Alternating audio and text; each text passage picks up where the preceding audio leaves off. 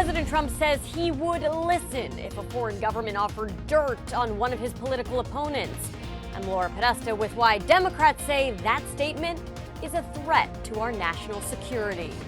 I'm Emma Hamilton, reporting in Bozeman, where the school district has held its interview process for the 3 finalists for the superintendent position. Good morning to you. 6:31 here on your Thursday. I'm Missy O'Malley. Our own Chet Lehman is on his way to Yellowstone National Park to cover the vice president's visit today. Matt Elwell is off, and Carson Vickroy has our forecast here in just a few moments. But our top story for you now. President Trump says he would be willing to listen if a foreign government offered damaging information about a political rival. The president also said he wouldn't necessarily tell the FBI about it. Laura Podesta reports from New York. President Trump said he'd be willing to listen if a foreign government offered dirt on one of his political opponents.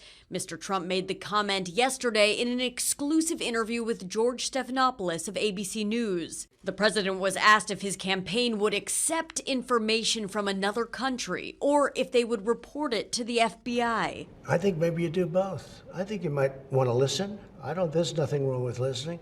If somebody called from a country, Norway, we have information on your opponent. Oh, I think I'd want to hear it. You want that kind of interference in our elections? It's not an interference. They have information. I think I'd take it. If I thought there was something wrong, I'd go maybe to the FBI if I thought there was something wrong. The president's statements prompted a dismayed response from Democrats. Like many things with Donald Trump, at first you're shocked, and then, of course, you realize, yes, that's exactly him. I think what the president is really saying is, yeah, I knew this was unethical and maybe illegal, and I would do it again. Former Vice President Joe Biden, the Democratic frontrunner to challenge Mr. Trump in the 2020 election, responded on Twitter, writing, "President Trump is once again welcoming foreign interference in our elections. This isn't about politics. It is a threat to our national security." Laura Podesta, CBS News. Now, federal law prohibits political candidates from accepting contributions from foreign entities, but it's unclear if the court would consider information to be an in-kind contribution. As Chet would say, a lot more to follow on that. Carson joins me now. Just a beautiful start to the day. We were snapping photos of the sunrise. The clouds just looked absolutely stunning. It's kind of mellowing out a little bit out there. Yeah, just a little bit. I mean, obviously the sun's coming up, so we can't have those gorgeous pictures all day, but it is still a gorgeous start across most of southwest Montana. 40s and 50s are the current readings, and yes, we do have a few clouds around. That's ahead of a storm system that is moving into the area here over the next several hours. A few rumbles by 3 o'clock for Bozeman and areas of storms by 6, but it's not going to affect our temperatures in Butte.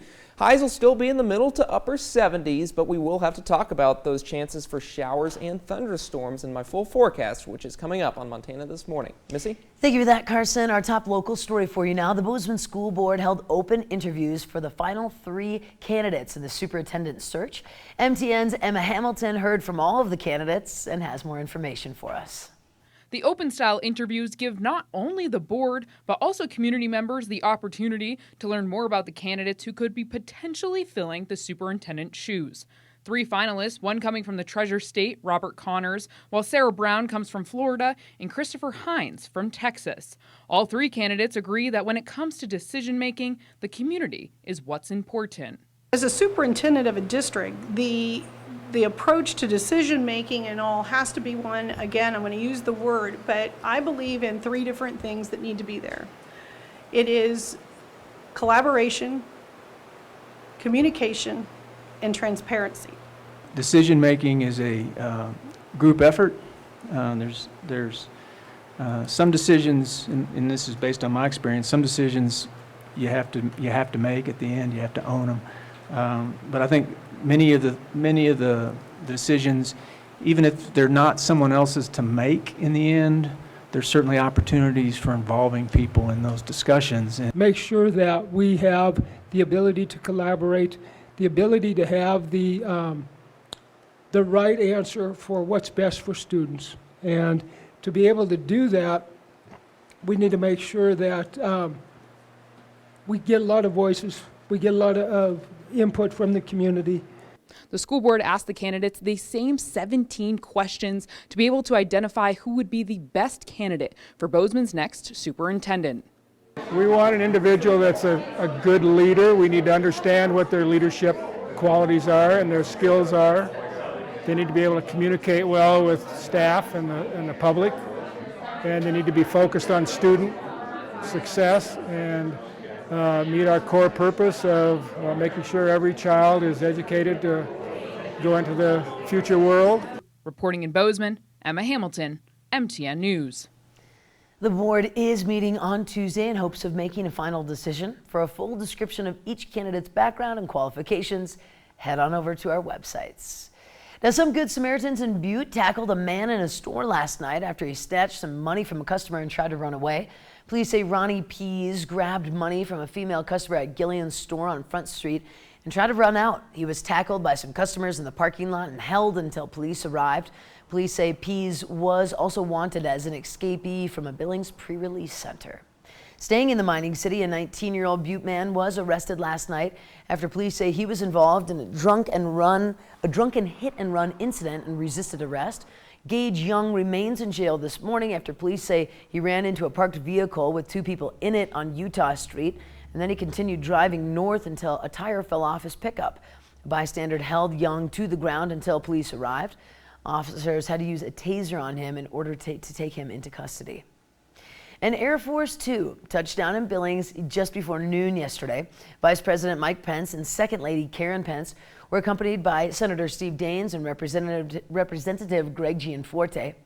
Pence then took several minutes to meet and greet and shake hands with supporters standing by on the tarmac. Now, this is Pence's 3rd trip to Billings, and later on this morning, he and his wife will pay a visit to Yellowstone National Park. Chet Lehman will have more from the park. Now, while he was in Billings, the vice president visited Riverstone Health to hear about firsthand how the drug epidemic is hitting rural America. MTN's Samantha Sullivan was there and has more on what the vice president had to say to Montanans. If you're involved in selling drugs to people here in Montana, we are going to find you and we are going to stop you. Vice President Mike Pence coming to Montana to meet with local law enforcement and healthcare professionals to hear the struggles of the methamphetamine problem firsthand. Meth runs these streets. Crimes are increasing and law enforcement is struggling to keep up. The drug is cheap, easy to get, and more potent than ever before. The meth that we see here in Montana is different meth than it was several years ago. The homegrown meth at 25% purity that we used to see in Montana has been replaced with Mexican cartel meth with purities north of 95%. But it's not just the criminal side of the drug. Meth is tearing Montana families apart. While law enforcement is essential, I want you to know we understand that we can't arrest our way out of this problem. We've got to provide remedies and opportunities for rehabilitation. The vice president meeting with women at Willow Way, a rehabilitation center where women struggling with addiction can get the help they need while still caring for their children. How are you doing? I'm good. I'm doing good. I'm, just got to the last phase and I have a light at the end of the tunnel. I have hope and courage again, and I now know how to be an amazing mom to my son. So I'm doing really good. This program has helped me a lot. These women were just part of the inspiration behind a bill that Senator Steve Daines pushed for in Congress, allowing more communities to develop a similar style of rehabilitation and care so women can stay with their children throughout treatment and improve the outcomes for their families. If you are caught up in drug abuse and addiction, in the grip of addiction here in Montana, there is help. The people of this state and this nation want to put their arms around you and help you restart your life free of drug addiction. In Billings, Samantha Sullivan, MTN News.